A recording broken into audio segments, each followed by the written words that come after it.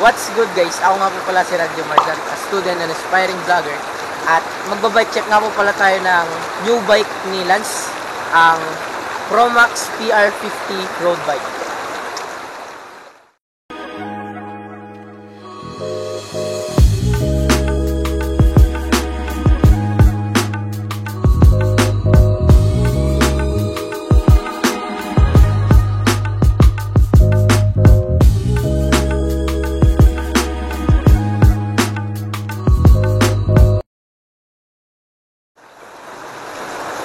Mas okay yung ganun. So, sa frame naman tayo guys. Yung frame niya is 700C. Yan, nakalagay dito. Ganyan na lang. Yan. So, road bike talaga siya. Tapos, aluminum alloy nga pala siya. Aluminum T4, T6 yung ginamit sa kanya. Tapos, dito tayo sa fork. Yung fork niya is steel. Tapos, hindi siya tapered. Tapos, yung kibling naman niya is internal na. Lahat-lahat internal yung FDRD. Dito siya lumalabas. Yan. Tsaka yung sa caliper is sa top tube. Tapos, dito naman tayo sa head tube. Yung head tube niya is nakalagay P. Yun yung logo ng Promax. Hindi. Pogi. Pogi pala yung may-ari. Pogi kaya P. What did he say? Tsaka hindi din siya tapered. Straight siya. Tapos, yung kulay niya is glossy. May available na kulay siya na white, blue, tsaka red. Tapos yung weld niya is yung parang kaliskis ng isda. Medyo smooth na din. Tapos, yung frame niya is dito sa baba, parang aero siya, mapayat siya. Tapos, tas endurance naman siya sa bandang taas. Ang poging Lance talaga. Tapos, yung size ng frame is size 50. Tapos, yung top tube niya siguro is nasa 54 o 52. Tapos, yung seat post naman niya is steel. Tapos, dito tayo sa saddle niya. Promax siya, tas malambot siya guys. Malambot siya guys. Yan. Tapos, sa stem niya, alloy, Promax siya. Promax. Tapos, itong takip ng kanya is Grista. Tapos, itong drop bar niya is stem na tatak. Stem. Alloy siya guys, alloy.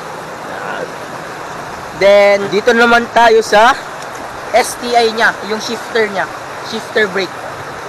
So, ignite siya guys, Sensa ignite. 9 speed siya, 9 speed. Tapos yung shifting niya is ganito, pakita mo lang. Kapag dadagdag ba? Oh, Pag dadagdag, isa lang. isa. Pag babawas, dalawa. So, sa FD naman tayo. Yung FD niya is Sensa ignite din, tsaka clamp type siya. Naka-clamp dito, madali siyang i-adjust. Tapos, crank. Itong crank niya is may 50 by 34. 50 yung malaki, 34 yung maliit na teeth. Tapos, alloy ata siya. Tapos, dito tayo sa crank arm. Hindi ko alam yung size. Steel siya, di ba? Tapos, hindi siya Halotech. Tapos, sa RD. Yung RD niya, ito nga pala yung cable. Dito siya dumadaan. Tapos, yung RD niya is Sensa Ignite. Pang 10 speed siya. Ay, 9 speed pala. 9 speed. Tapos, sa cogs naman, sa sprocket is 9 speed. 11 yung pinakamaliit. 32 yung pinakamalaki. 11 by 32 teeth. Tapos, thread type siya. Thread type, hindi siya cassette type. Ito namang chain niya. Hindi ko alam yung brand. Unknown brand. Tapos, sa hubs niya, steel siya pero medyo maingay na din. Quick release na siya. Yan, quick release. Doon naman tayo sa rim. Yung rim niya guys, is alloy siya. Alloy lahat yan. Tapos yung tire, is compass. Yan yung gulong na hindi ka maliligaw kasi may compass ka. Kan, 700C by 20 by 23. 700C by 23C. Tapos caliper niya is walang brand pero sa Sensa Ignite din to. Yan, ito. Tapos na. Tapos na. Yung price nga pala is naglalaro siya sa 15K to 20K sa ngayon. So baka tumaas pa yon, kaya bumili na kayo guys. Para sa akin worth it naman siya. Lalo na pag pogi yung gagamit, kagaya ni Lance. Yawa. So interview natin yung kasama natin si Lance kung anong mas maganda, kung MTB ba o RB, kasi galing din siya sa MTB. So dahil galing ka sa MTB, Lance, ano nga bang mas maganda? MTB o RB?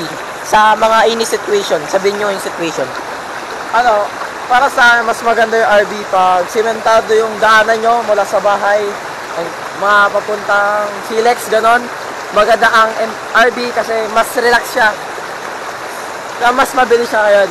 And sa MTB naman, maganda siya pang trail kahit hindi siya ang tawag na nun. Kasi pag may rough road siya, may shock siya. At hindi siya agad masisira yung fork mo. Saka yung gulong hindi masisira. And para sa akin talaga mas maganda RV kasi galing na ako sa MTB eh. Yeah. So, kisawa na ako sa MTB. So para sa kanya daw, mas maganda yung RB. Hindi daw maganda yung bebe niya, yung RB daw yung maganda. May new bebe lang ako. Ay, may new bebe ka? Pero hindi ko siya magpapalit. Ayan. So, bili na kayo guys dito. Bilhin nyo na siya. Like, comment, share, at subscribe. Peace out. Subscribe.